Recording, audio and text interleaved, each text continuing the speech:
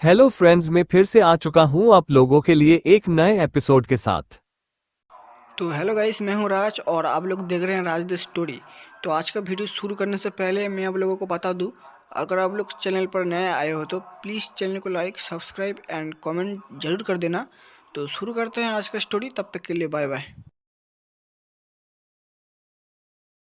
CH 134 संत अधिपति स्तर।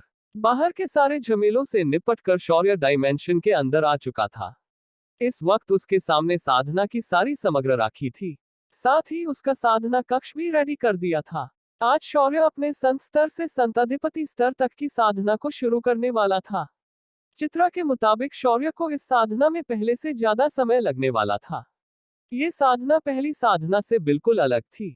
ये साधना शौर्य के आत्मिक शक्ति और शारीरिक शक्ति का उसके आध्यात्मिक और कुंडलिनी शक्तियों के साथ एक योग स्थापन करने वाली थी।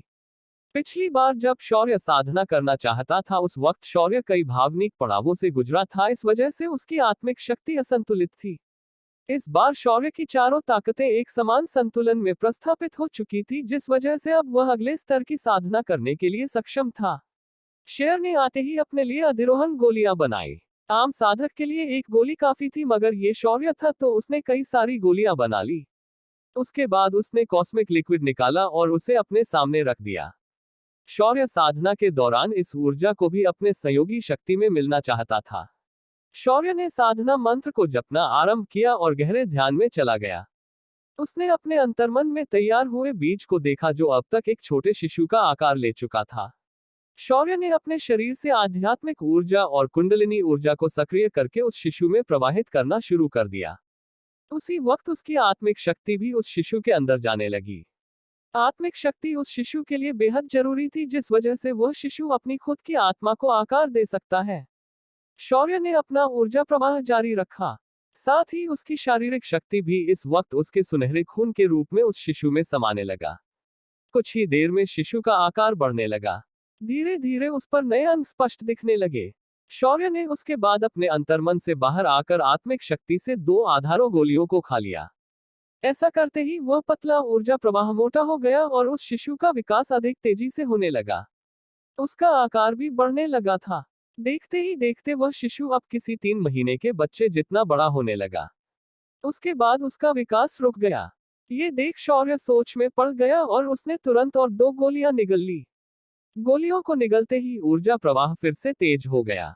लेकिन इस बार वह बीज किसी इंसानी शरीर की तरह बड़ा नहीं हो रहा था, मगर आप उसने अपने आप को गोल आकार में मोड़ना शुरू किया।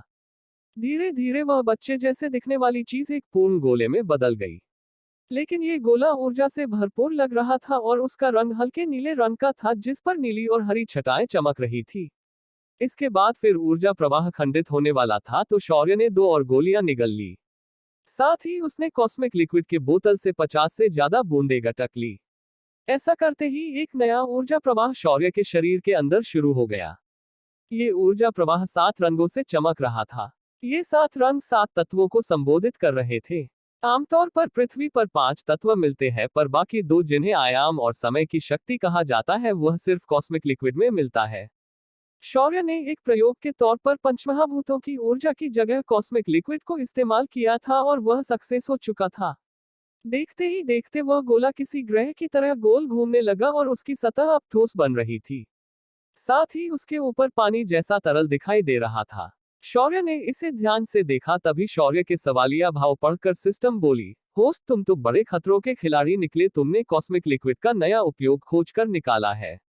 आमतौर पर सिर्फ 5 तत्वों के ऊर्जा से बाकी साधक अपना आत्मिक संसार बनाते हैं, मगर तुमने तो स्पेस और टाइम को भी इससे जोड़ दिया है, जिस वजह से तुम्हारा आत्मिक संसार नकली आत्मिक संसार न रहकर एक अलग आयाम बन चुका है।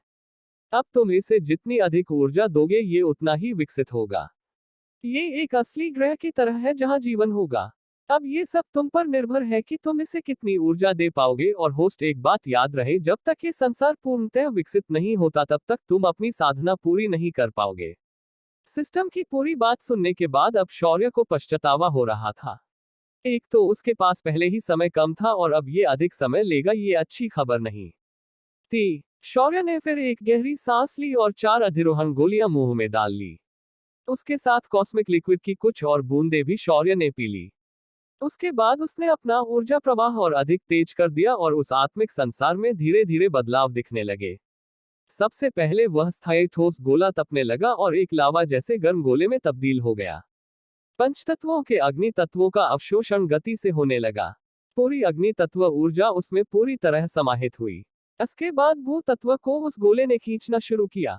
देखते ही देखते वह ऊर्जा भी पूरी तरह सोख ली गई और वह तरल गर्म पदार्थ फिर एक बार ठोस जमीन के गोले में बदल गया। तभी साइट ने शौर्य से कहा, होस्ट जितना हो सके उतना आध्यात्मिक पानी को शरीर में सोख लो, इस वजह साधारण पानी की जगह तुम्हारे इस संसार में भी आध्यात्मिक पानी का निर्माण हो जाएगा, साथ ही इसके वजह से यहाँ पर आध्यात्मिक ऊर्जा के स्रोत का भी निर्माण होगा। साइट के कहे मुताबिक शौर्य ने अपने स्पेस से ढेर सारी आध्यात्मिक पानी की बोतलें निकाली और उनके अंदर के पानी को सीधे शरीर में बिना पिए प्रवाहित कर दिया। ऐसा करने से वह पानी जल तत्व की जगह उस नए ग्रह ने सोखना शुरू किया। देखते ही देखते जल तत्व की भी स्थापना हो गई। जल तत्व स्थापित होते ही उस ग्रह के सतह पर पानी के कई स्रोत तैयार होने लगे। धीरे धीरे उस ग्रह की सतह पर सागर का निर्माण होने लगा। सागरों का निर्माण होते ही पानी की भांप बनी और वे बदल में बदल गए और इन बादलों से जमीन सतह पर वर्षा होने लगी। धीरे धीरे ये ऋतुचक्र बड़े तेजी से शुरू हो गया। शौर्य को बिना एनिमेशन के वाटर साइकिल नजदीकी से देखने मिली। जब जल तत्व की स्थापना पूर्ण हुई तो अब भांप की वजह से वाहन पहले ही वायु रूप तत्व बन गया था। उस ग्रह ने वायु तत्व की ऊर्जा को भी कॉस्मिक लिक्विड से निकाल लिया।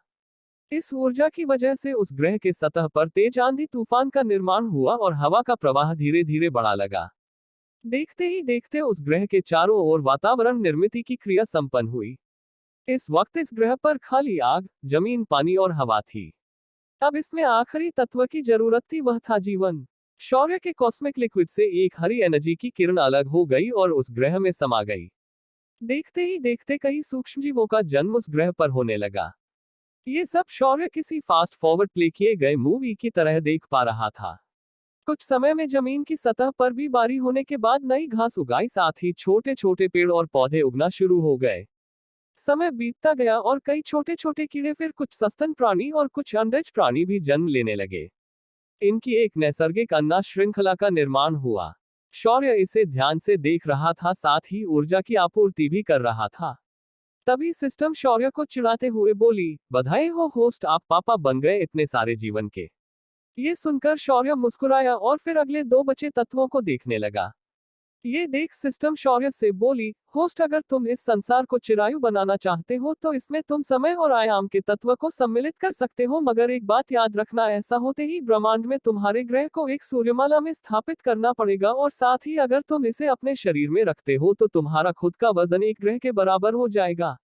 इसका मतलब है कि इन दो तत्वों से जोड़ने के बाद अगर तुम पृथ्वी पर कदम रखते हो तो संपूर्ण पृथ्वी के नए ग्रह के भार से टूट सकती है या उसके परिभ्रमण गति में बिगाड़ आ सकता है।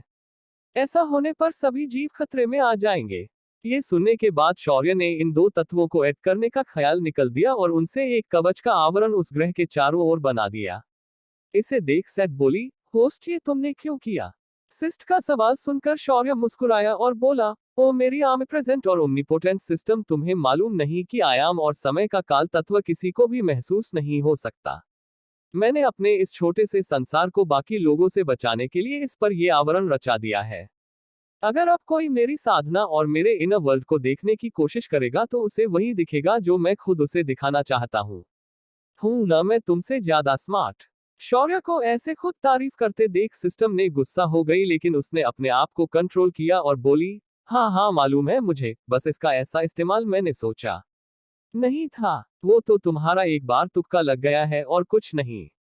शौर्य का आंतरिक संसार यानी इनर वर्ल्ड अब असली दुनिया में बदल गया था। साथ ही उसकी साधना अब पहले से अधिक बढ़ चुकी थी। धीरे धीरे यह इनर वर्ल्ड शौर्य के ऊर्जा केंद्र में बदल गया। ये इनर वर्ल्ड अब शौर्य को हर तरह से ऊर्जा देने के लिए सक्षम बन गया था। ऐसा ऊर्जा केंद्र होना बड़ी ही अजीब बात थी, मगर शौर्य कहाँ नौमा था तो ऐसे होना अजीब नहीं था। शौर्य की असीम ताकत अब इतनी ज्यादा थी कि अगर उसने सोच लिया तो वह इस दुनिया को अकेले पलक झपकते ही खत्म कर सकता था। इधर बाहर डायमेंशन भी शौर्य के बढ़ती ताकत के साथ बदल रहा था। अंदर मौजूद लोगों की ताकत दिन गुना रात चौगुनी रफ्तार से बढ़ रही थी। माया और बाकी लड़कियों इससे अधिक प्रभावित हो रही थी। देखते ही देखते कुछ नए भूखंड और जिला भी डायमेंशन के अंदर दिखने लगे। इस वक्त डायमेंशन का आकार एक खंड जितना बड़ा हो चुका था। साथ ही कुछ छोटे छोटे समुद्र भी दिखने लगे थे। 4 अंडे जो माया के पास थे वे भी अब अपने अंदर से लाइफ एनर्जी को रिलीज कर रहे थे। इसका मतलब था कि उनके अंदर अब जीवन का निर्माण हो चुका था और वे कभी भी टूटकर बाहर आ सकते थे। सभी लड़कियों का साधना स्तर संत स्तर तक पहुंच गया था। उनमें बहुत सारे आमूलाग्र बदलाव दिखाई दे रहे थे। नए वन्य जीवों की आवाजें अब जंगल से सुनाई देने लगे थे। डायमेंशन के अंदर की आध्यात्मिक पानी की नदी अब एक समुद्र में मिल रही थी। साथ ही नई तरह की दुर्लभ जड़ी बूटियां तथा नए तरह के पहाड़ भी तैयार हो गए थे। दूर से ये पहाड़ आम पहाड़ियों की तरह थे, मगर ये सब आध्यात्मिक पत्थरों के पहाड़ थे। शौर्य की साधना भी लगभग खत्म हो गई थी और वह अब अपने ध्यान से बाहर आ चुका था। उसके सामने राखी सारी चीजें खत्म हो चुकी थी। सिर्फ कॉस्मिक लिक्विड की कुछ बूंदें बची थी। अब शौर्य को इसे ढूंढने की तीव्र इच्छा होने लगी। शौर्य ने अपनी आंखें खोली और धीरे से अपनी जगह पर खड़ा हो गया, मगर ऐसा करते ही उसका संतु बिगड़ गया और वह धड़ाम से नीचे गिर गया। उसके गिरते ही नीचे की जमीन कई फीट धंस गई। इसे देख शौर्य घबरा गया। तभी साइट ने उसे ताना मारते हुए कहा, होस्ट, मुझे यकीन नहीं होता कि तुम जैसे साधक से मेरा पाला पड़ा है, जिसे साधना करना आता है पर अपने साधना को स्थापित करना तुम भूल जाते हो। पहले अपनी साधना को स्थापित करो और फिर इधर उधर उछलने की कोशिश करो। ये सुनकर शौर्य को थोड़ी शर्म आई। एक छोटी बच्ची उसे ताना फेंककर मार रही थी। जिसके सामने कोई बोलता है तो वह उसके आखिरी शब्द बन जाते हैं। शौर्य ने अपने गुस्से का घूंट पी लिया और खुद को शांत करते हुए उसने फिर एक बार अपनी शक्तियां को नियंत्रित करके अपनी साधना को छुपाना शुरू किया। धीरे धीरे उसके शरीर से निकलने वाली सारी आभा गायब हो गई और वह एक आम इंसान की तरह बन गया। जब वह बाहर आया तो उसके बाल फिर एक बार लंबे हो चुके थे। साथ ही उसका शरीर अधिक सुडौल बन गया था। उसका चेहरा अधिक हैंडसम बन गया था, किसी देवता की तरह। शौर्य को देखकर माया और चित्रा बस देखते ही रह गई। उन्हें देखकर शौर्य ने उनके सामने चटकी बजाते हुए बोला, ज्यादा ऐसे मत देखो क्योंकि मेरा दिल किसी अप्सरा और एक आदि देवता को झेल नहीं पाएगा। ये सुन के दोनों लड़कियों के चेहरे लाल हो गए। शौर्य ने उन्हें नजरअंदाज किया और बाहर आ गया।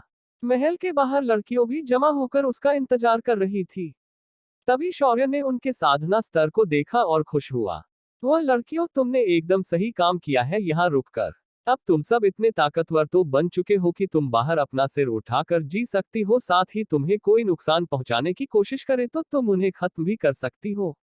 ये सुनकर सारी लड़कियां खुश हो गई। शौर्य ने अपने रिंग से कुछ गोलियां निकाली और सभी को बांट दी और बोला, ये गोलियां एक खास लिक्विड से बनाई गई है। इन्हें खाने से तुम्हारी आत्मिक ऊर्जा बढ़ जाएगी, साथ ही तुम्हारा शरीर किसी भी शस्त्र से कभी घायल नहीं होगा। सभी लड़कियों ने वो गोलियों की और खुशी से वहां से जाने लगी। तभी शौर्य ने उन्हें रोका और बोला, मैं कुछ लड़कियों का चुनाव करने वाला हूं जो मेरे साथ बाहर चलेंगी और मेरे दुश्मनों को खत्म करने में मदद करेगी। मुझे ऐसे लोग चाहिए जो ताकतवर, स्मार्ट और निर्दयी हो। अगर तुम्हें लगता है कि तुम ये सब क्वालिटीज रखती हो तो आज शाम युद्धकला के मैदान में पहुंच जाना। अपना संदेशा देने के बाद शौर्य मुड़कर वहां से चला गया। तभी माया दौड़ते हुए शौर्य के पास आई और बोली, स्वामी जल्दी चलिए, वो अंडे अभी टूटने वाले हैं, जल्दी चलिए। ये सुनकर शौर्य भी उत्साहित हुआ और माया के साथ दौड़कर उस कमरे में गया जहां उन अंडों को रखा गया था।